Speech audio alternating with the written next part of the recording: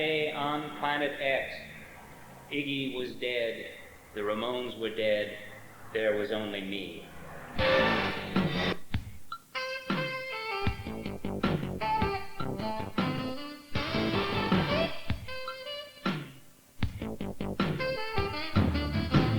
Mescaline, age 13, read all about it in Life magazine.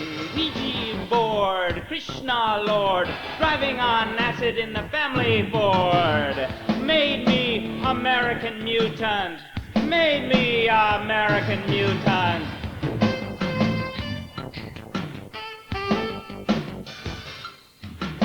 Toxic glow, high and low, where it all end only Buddha know. Planet doomed, poets gloomed, pretty baby Polly is cockroach fumed. Made her American mutant, made her American mutant.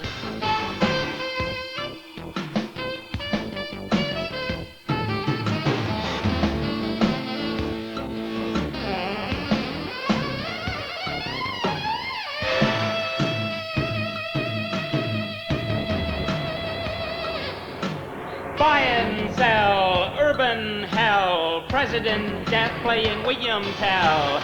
Suburb blues, blew a fuse, Joey killed mommy on the 6 o'clock news. Made him American mutant, made him American mutant.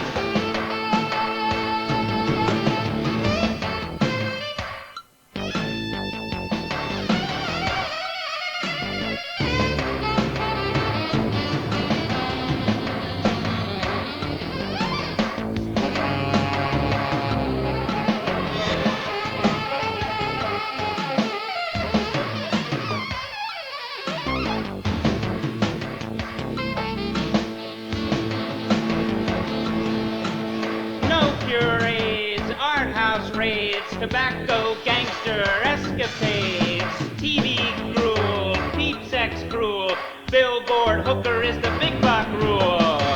Made her American mutant, made her American mutant.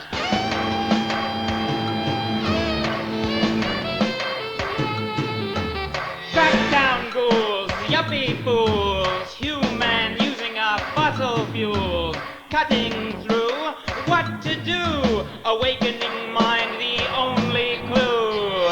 Made us American mutants, made us American mutants. American mutants.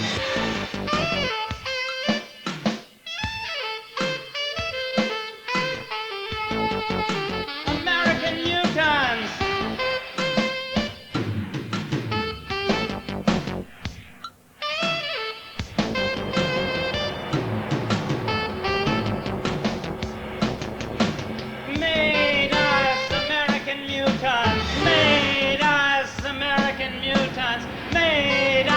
American mutants, made us American mutants!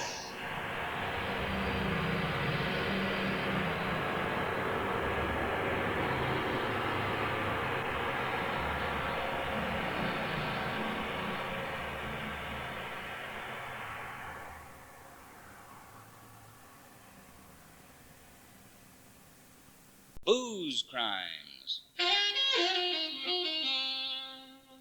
Turned into a werewolf at the party, dozen parents present.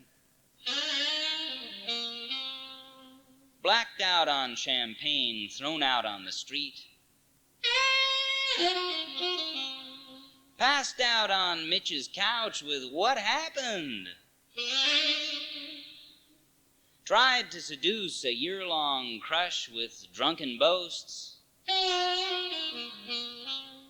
And spent his grocery money to souse her up, no luck. Passed out in the recording studio, pulling a Morrison, no memory. Fell asleep, 8 p.m., bed of 2 million promises to his love. Never happen again, darling. Vomited LSD after Paris working new wave rock band. Gary got him home. Insulted the plain girl, first big sin at age 19. Put your head down the garbage disposal. Still guilty 12 years later. Drunk telepathy drove Gretchen's car, parked and forgot where it was. Appeared at the barbecue and fell off the iron fence, hit his head, rolled on the sidewalk. Punched concrete pillars with indestructible hands. Woke unshaven, dirt besmeared, bloody. Had to go to the airport, pick up his love. Babbled incoherently to no one, everyone present. Emulated Kerouac, Lon Chaney Jr., fussbinder, anxious for the final blackout.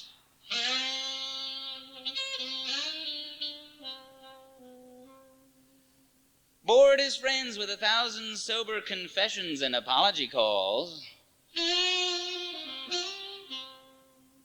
Equally bothered them with 1,000 lion roars of self-bravado.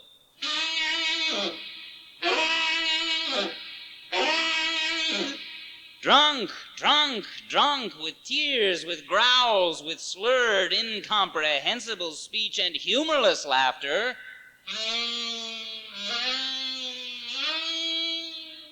With limp dick and blurred tongue and staggered Frankenstein walk.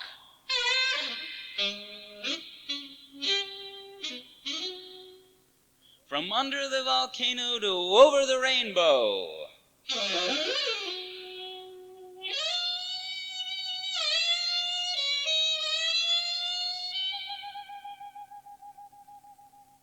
Bloated, silent, finished on the floor.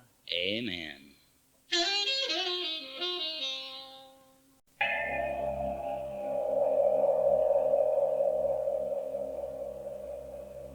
I should never have performed the magic known as the Demon's Bride, but that's of no use now. Done under the influence of LSD in the Moroccan desert over 10 years ago, its current ripens. I had no idea what I was doing then, believing myself a master of self-knowledge with the horrid and heavenly revelations of drugs. My hippie past behind me, shut with the iron clang of 2 mental ward incarcerations, I still can't stop the terrible current and its particular manifestation, the consort. Even as I write this on the subway, a woman stands near me. She moves away now as if the writing makes her shy, though she can't see it. Her hair long and dyed scarlet, her eyes are purple-blue contacts. Animal eyes. I can be certain that her sexual predilections are insatiable and violent. Each woman since I performed the call has been increasingly sadistic and physically dangerous. Murder, my own and the consort's, seems the logical end. I know that I will follow Red off the subway, and our rapport will be instant. If you find this envelope, I tell you because I will be finished, and it must find a new host. Can I pretend I don't wish my fate? I sat in the punk bar just hours earlier, drinking a very expensive bottle of water because I'm alcoholic, and in spite of my dissent, still struggle to remain sober. Perhaps I'll drink tonight with Red. It'll be my last drink, won't it? But I'm not drinking now, if only because the current insists I tell you this soberly. I sat in the bar, and a video played above the glowing bottles and shock of red mohawk jutting from the woman bartender's skull. I eyed the Chinese demon dog tattoo on her left shoulder blade. I thought she'd be next, but I resisted. I stared at my expensive water, even as she muttered something about just my type. I ignored her. But I knew by now that if I could ignore her, she was not the chosen. The video was a recent horror film, Hellbound, Hellraiser 2. I tried not to watch. I heard the movie against my wishes. This is my hell, they promise forever and never deliver. Ah, but they always deliver, as Mohawk ached to deliver, turning to show a fresh scar at her neck above the ragged t-shirt and a bruise that also suggested she liked it rough and could give it. I glanced up at the screen as the villainess yanked out her victim's heart. I am my demon, that's the problem, even as the alcoholic in me begs for a deal. At best, the alcoholic sleeps. My demon never does, and the deal asked is my death and no compromise. Violent, slow, and sexual, Catholic guilt wed to the demon's bride, and I yearn for this consummation. Dark, maggoty, thrilling me to the groin and back up through the breastbone, my prostate shivering, the fresh tattoo of Kali burning on my back. The images come, will not leave me alone, the decapitations that give me hard-ons, the fucking of guts on the end of my purling shaft. I am my demon, my enemy commands, the subway rattles to a stop. My end will be delicious, red turns and gives me the eyes as is commanded. If you read this, it will be too late for me, and the next strikingly beautiful and gaunt-boned partner you meet will probably not be the last.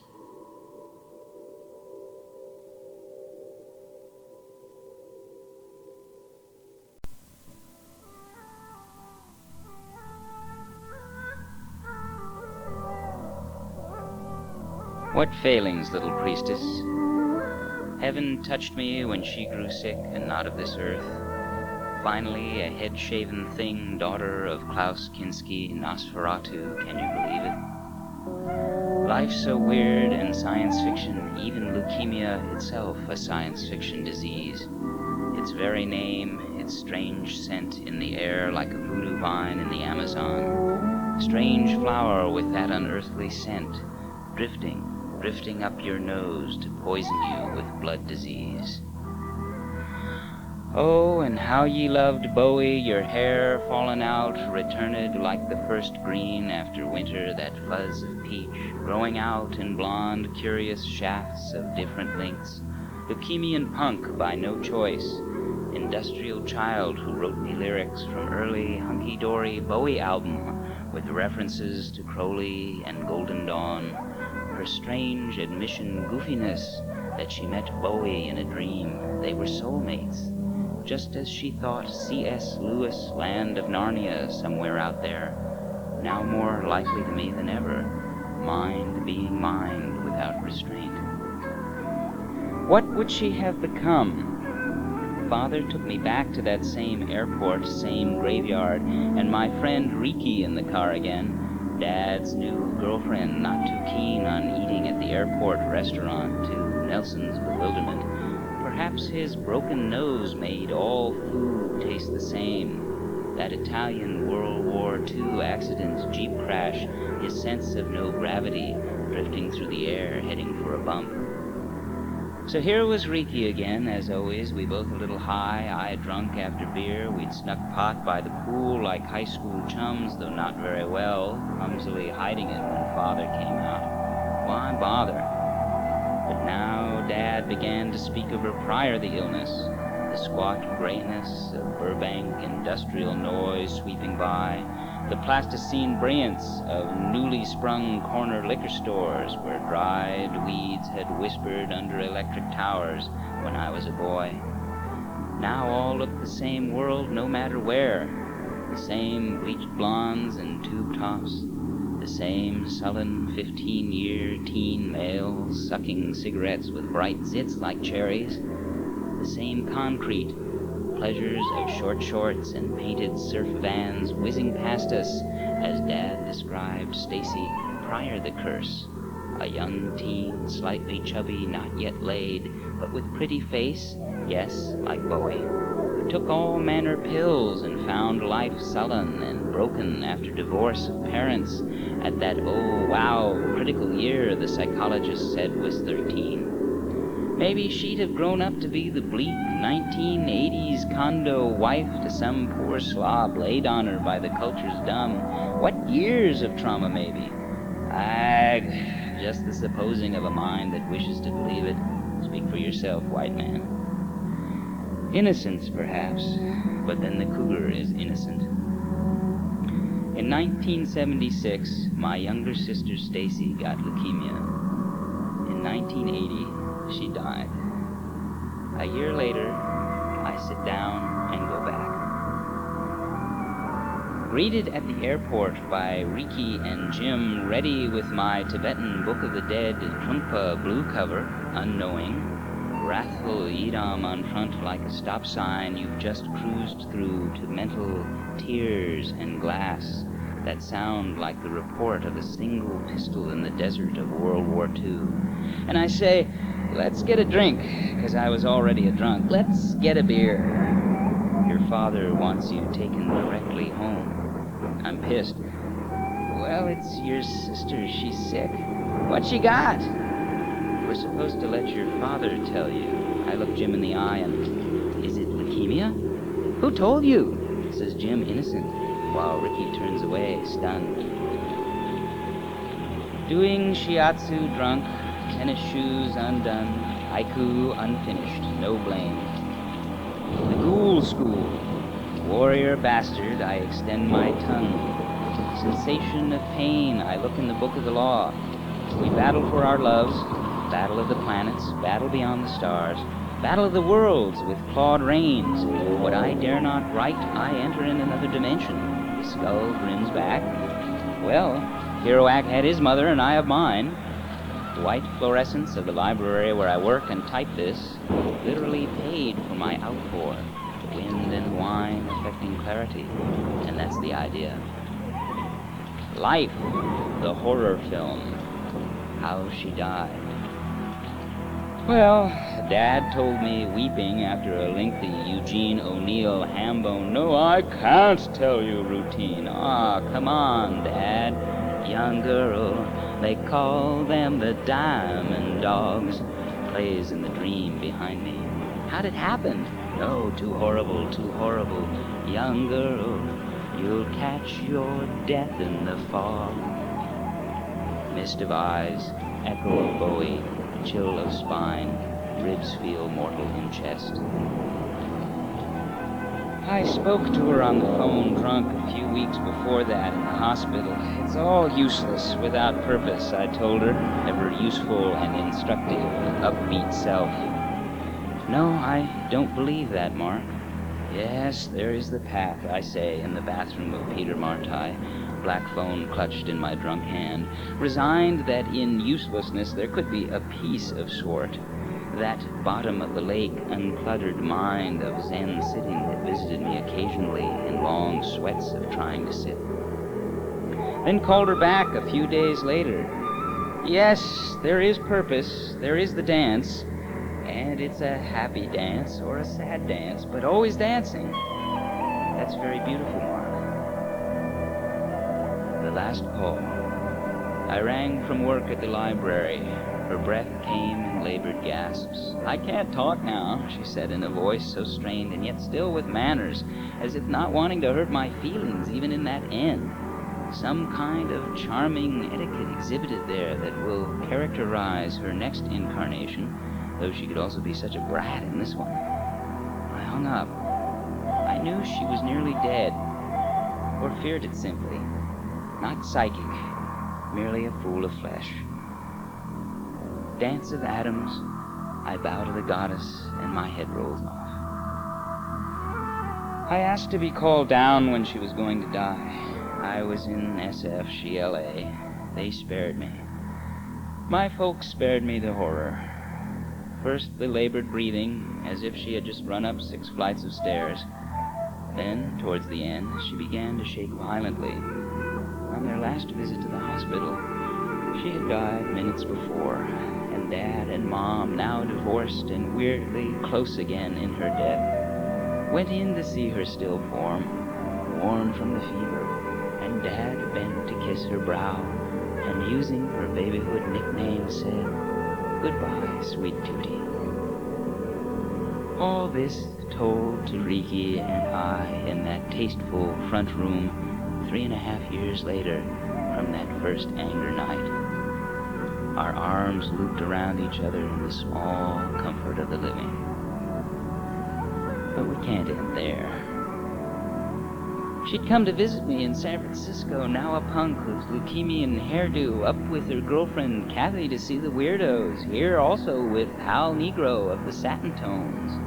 Came to see me at the rehearsal studio, my own new wave band, The Job.